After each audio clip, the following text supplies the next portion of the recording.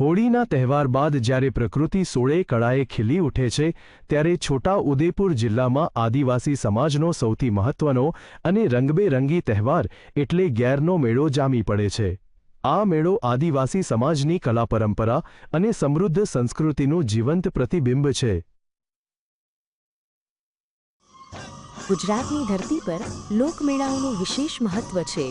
તેમાં પણ ગેરના મેળા સાથે આદિવાસી સમાજની અતૂટ આસ્થા અને પ્રાચીન માન્યતાઓ જોડાયેલી છે। કવાંટનો ગેરનો મેળો સમગ્ર વિશ્વમાં વિખ્યાત છે। હોળી પ્રગટ્યા બાદ 5 દિવસ સુધી ગેર રમનાર સભ્યો પોતાના ઘરનો ત્યાગ કરી જંગલમાં રહી ઉપવાસ અને તપસ્યા કરે છે। ત્યારબાદ તેઓ અલગ અલગ ગામોમાં જઈને શ્રદ્ધાપૂર્વક ગેર ઉઘરાવે છે। મેળો આનંદ અને ઉત્સાહથી ઉજવાય છે। આ મેળામાં દરેક પાર્ટીના કોઈ રાજકીય રંગ લાવતા નથી, પરંતુ બધા ભાઈ બહેનો ખૂબ આનંદ અને ઉત્સાહથી નાચી કૂદી અને આખા બજારમાં ફરે છે। આજે અમે ગેરના મેળામાં હોળીનું બધું રીતિ રિવાજ છે તે સાચવવા માટે આવ્યા છે। અમે દર વર્ષે આવી રીતના મેળામાં આવીએ છીએ, મેળો ઉજવીએ છીએ। મેળાને નિહાળવા માટે માત્ર સ્થાનિકો જ નહીં પરંતુ દેશ વિદેશથી પ્રવાસીઓ ઉમટી પડે છે। અહીંની ખાસિયત એ છે કે કોઈ પણ કેમિકલવાળા રંગો ઉડાડ્યા વગર પણ આખો મેળો રંગબેરંગી દેખાય છે। યુવક યુવતીઓ જ્યારે પોતાના પરંપરાગત વસ્ત્રો અને અલંકારો સજીને મેળામાં ઉતરે છે ત્યારે આદિવાસી કળા અને સંસ્કૃતિ સોળે કળાએ ખીલી ઉઠે છે। વિખ્યાત ગેરનો મેળો એ આજે યોજાઈ રહ્યો છે, ત્યારે હું સમગ્ર દેશવાસીઓને આ ગેરના મેળાની ખૂબ ખૂબ શુભકામના પાઠવું છું અને અભિનંદન આપું છું।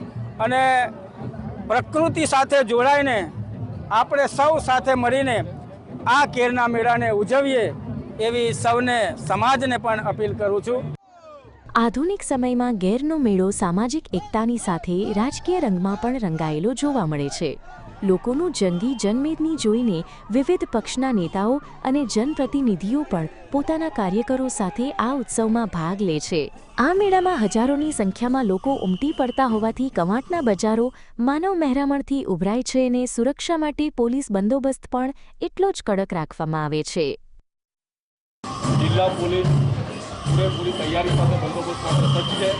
ટોટલ 763 પોલીસ અધિકારીઓ, કર્મચારીઓ, બીઆરડી, હોમગાર્ડના જવાનો બંદોબસ્ત માટે તૈનાત છે। ગેરના મેળામાં અમે અમારી ફરજ પ્રમાણે આવ્યા છે। અહીંયા આદિવાસીની સંસ્કૃતિ, રૂઢિપ્રથા, પરંપરા, રીત રિવાજ, આદિવાસીના પોશાક, આદિવાસીના વાજિત્રો અને આદિવાસીના ઓજારોનું જીવંત પ્રસારણ થઈ રહેલું છે, ત્યારે અમે બધા આવીને આનંદ અનુભવીએ છીએ। મેળામાં ઢોલ નગારા અને પરંપરાગત વાદ્યોની ધૂન વાતાવરણને ગજવી મૂકે છે। હાથમાં લાકડી અને શરીર પર ચિત્રામણ કરીને ગેરૈયાઓના ઝુંડ જ્યારે મેળામાં પ્રવેશે છે ત્યારે આદિવાસી સમાજની આસ્થા અને પરંપરા જીવંત થઈ ઉઠે છે। રફીક ડણીવાલા, છોટા ઉદેપુર।